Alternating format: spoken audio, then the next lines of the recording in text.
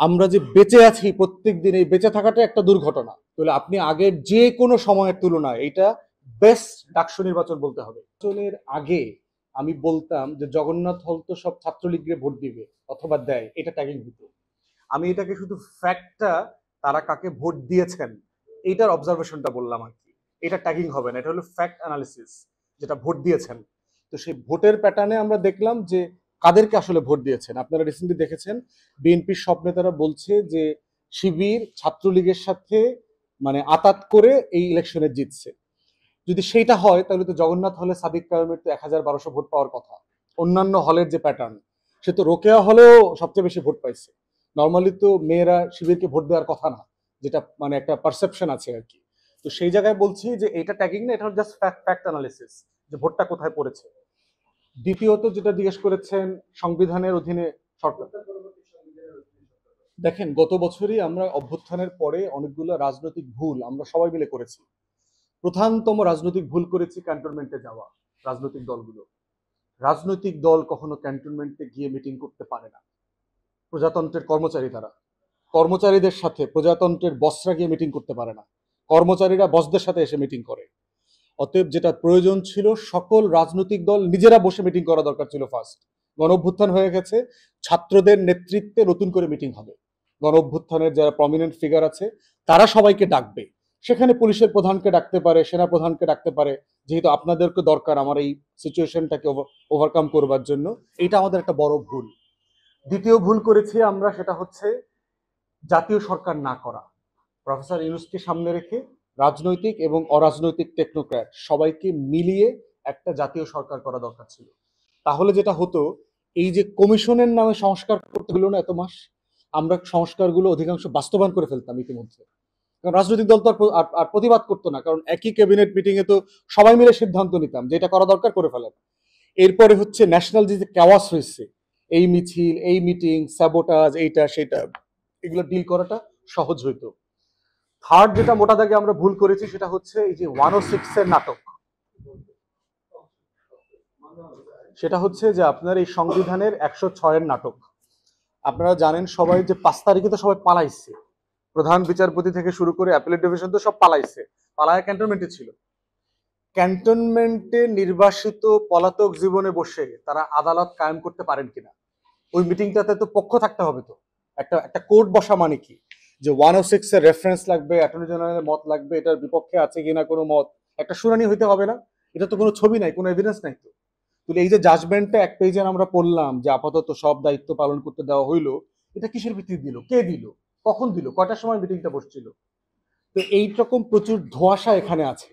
প্রয়োজন ছিল না। একটা গণ অভ্যুত্থান হয়ে যাওয়ার পরে এই সরকার গঠন, আপনাদের মনে থাকার কথা, ৯০-তে যখন আমরা চিফ জাস্টিসকে এনে, শাহাবুদ্দিনকে এনে ভাইস উপরাষ্ট্রপতি বানাইলাম, উপরাষ্ট্রপতি রিজাইন করলো, রাষ্ট্রপতি রিজাইন করলো, সে ভারপ্রাপ্ত রাষ্ট্রপতি হইলো, এটা কিসের ভিত্তিতে হয়েছে?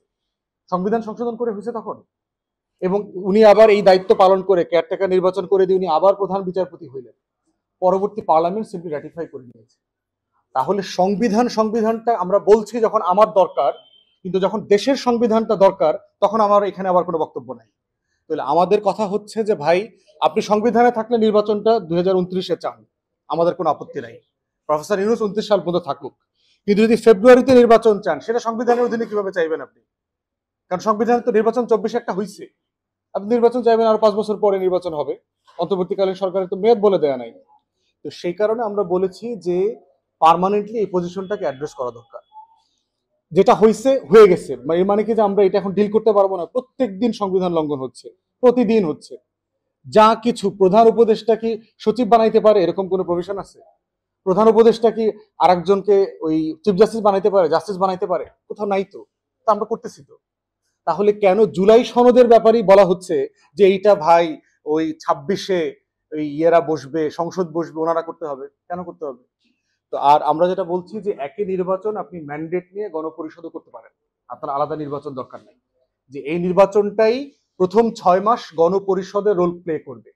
6 মাসে সরকারি দল বিরোধী দল বলে কিছু থাকবে না, সবাই গণপরিষদ সদস্য। তাদের কাজ হচ্ছে জুলাই চার্টার বাস্তবায়ন করা, এটাকে অ্যাড্রেস করা।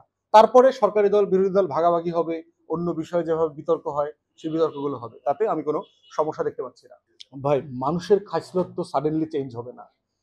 দূষিত ডিএনএ, ফরমালিন যুক্ত খাবার, দূষিত বাতাস, আপনি থাকেন একটা ফরমালিনের দেশে, আমরা যে বেঁচে আছি প্রত্যেক দিন, এই বেঁচে থাকাটা একটা দুর্ঘটনা, একটা মানে একটা মিরাকলের মতো, মুজিজার মতো একটা ব্যাপার।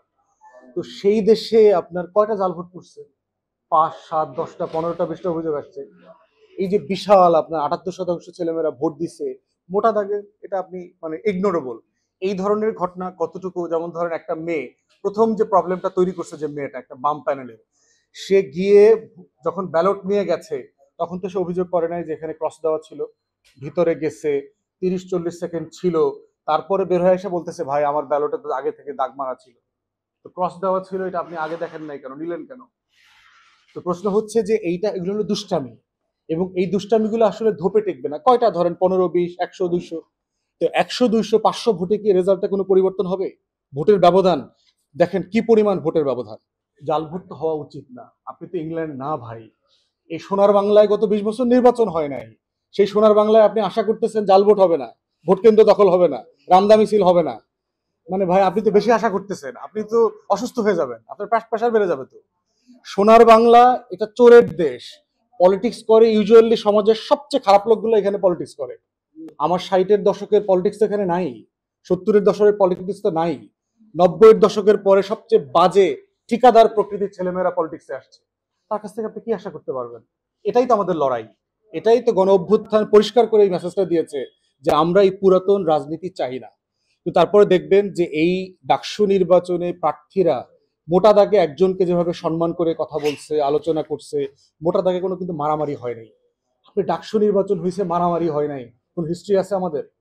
তাহলে আপনি আগের যে কোনো সময়ের তুলনায় এটা বেস্ট ডাকসু নির্বাচন বলতে হবে, যে কোনো ডেফিনেশনে বেস্ট নির্বাচন। তো সেই তুলনায় আমরা বোধ করছি যে, তবে এটা প্রশ্ন যে আমাদেরকে ওইখানে যেতে হবে, জিরো জাল ভোট, জিরো ভোট কেন্দ্র দখল, জিরো মারামারি, জিরো ভায়োলেন্স, এইখানে আমরা গ্রাজুয়ালি যেতে চাই। কিন্তু সেটা এত তাড়াতাড়ি মনে হয় আমরা আশা করতে পারবো না। নির্বাচন প্রক্রিয়ার মধ্য দিয়ে আস্তে আস্তে এই কালচারটা ডেভেলপ করবে। আমরা গত সপ্তাহ 2 আগে প্রফেসর ইউনূস সাহেবের সাথে আমাদের মিটিং ছিল নির্বাচন নিয়ে। ওনাকে প্রচন্ড দৃঢ় চেতা মনে হয়েছে যে সে ডিটারমাইন্ড ফেব্রুয়ারিতে নির্বাচন হবে এবং একটা ভালো নির্বাচন করতে হবে তাকে। But at the same time তিনি এইগুলোর সাথে একমত যে আইন শৃঙ্খলা বাহিনীর পুরোপুরি নিয়ন্ত্রণ তাদের উপরে নাই। বাংলাদেশে সশস্ত্র বাহিনী, গোয়েন্দা সংস্থা, তারপরে প্রশাসন, তাদের উপরে যেই লেভেলের নিয়ন্ত্রণ কর্তৃত্ব থাকার কথা ছিল সরকারের, সেটা নাই।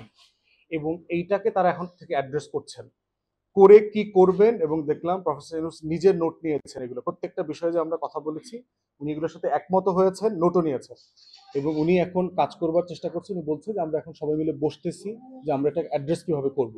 এই চ্যালেঞ্জটা আছে, নির্বাচন কমিশনকে আমরা বলেছি। তবে সরকার যদি একটা জিনিসে আন্তরিক হয়, সাধারণত সেটা করা সম্ভব। এটা হচ্ছে মোটা দাগে সরকার চাইছে ঘুষ দুর্নীতি তাদের উপদেষ্টারা করবে না। মোটা দাগে 1-2 জন উপদেষ্টার বাইরে মোটা দাগে কিন্তু কোনো বড় আকারের দুর্নীতির অভিযোগ নাই। সরকার চাইছে মোটা দাগে ভালো মানুষদেরকে পোস্টিং দেওয়ার জন্য, বিভিন্ন জায়গায় রিলেটিভলি ভালো মানুষদেরকে তারা পোস্টিং দিয়েছে। এর ভিতরে সোনার বাংলায় যে সমস্যা আছে, সোনার বাংলায় সেগুলো তো থাকবে ভাই। আপনি তো সাডেনলি সব ফেরেশতা হয়ে যাবে, এটা তো আশা করা যায় না আর কি। তবে এটা তারা একমত, এবং আমরাও এ ব্যাপারে কন্টিনিউ কথা বলে যাচ্ছি। এর ব্যাপারে সিরিয়াস চ্যালেঞ্জ আছে।